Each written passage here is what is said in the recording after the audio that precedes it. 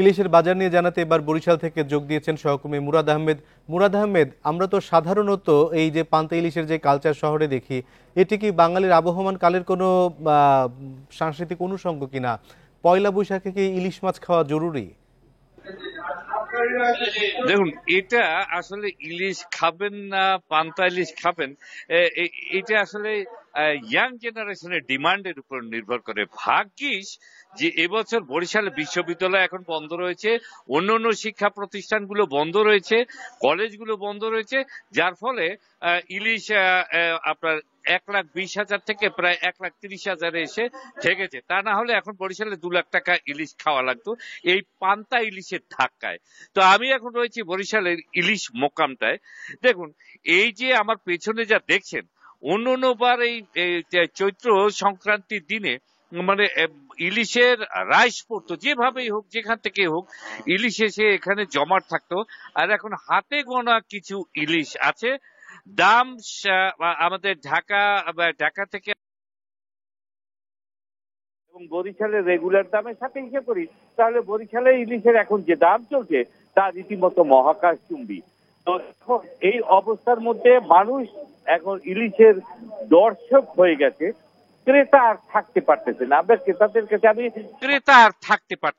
ক্রেতাদের কাছে আমি সকালবেলা চন্দ্রমোহন গিয়েছিলাম, 1 পিস ইলিশ পাইনি, ইলিশের বড় মোকাম সেটা।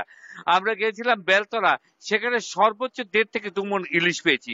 এইখানে এসে 30 মণ পেয়েছি। গতবারের তালিকাটা খুলে দেখলাম যে এই সময় এই মোকামেই প্রায় 210 মণ ইলিশ উঠেছিল। তো সেক্ষেত্রে আজকে এসেছে 30 মণ। তো বুঝতেই পারেন যে পান্তা ইলিশের যে স্বাদ বা যে সাধ্য কোথায় গেছে আর স্বাদ কোথায় এসে গড়াচ্ছে। হ্যাঁ, আর বলার জন্য যে আসলে এটা খাওয়া কি জরুরি কিনা, কে না চায় একটু ইলিশের স্বাদ নিতে, আর সেটি যদি হয় বরিশালের মিঠা পানির ইলিশ। তো আমরা আসলে বরিশালের মিঠা পানি ইলিশের প্রতি একটু দুর্বল হয়েই থাকি।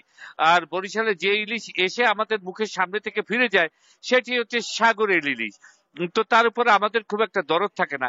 এবছর না সাগর না নদী, কোনোটাই কোনোখান থেকেই আসলে ইলিশ এলো না। তো যারা জেলে তাদেরকে জিজ্ঞেস করলাম যে সমস্যাটা কোথায়। ওরা যেটি বললো যে গভীর জলের মাছ তো ইলিশ।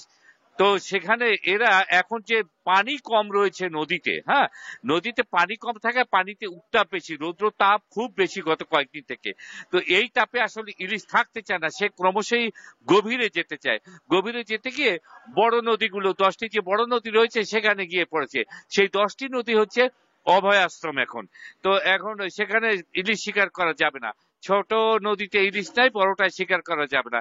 এর মধ্যে বরিশালে ইলিশের দাম রয়েছে মানে একদম বেসামাল অবস্থায়। পান্তা ইলিশের যে কি হবে, সে যারা পান্তা ইলিশের আশা করেছেন একমাত্র তারা সিদ্ধান্ত নিতে পারবেন।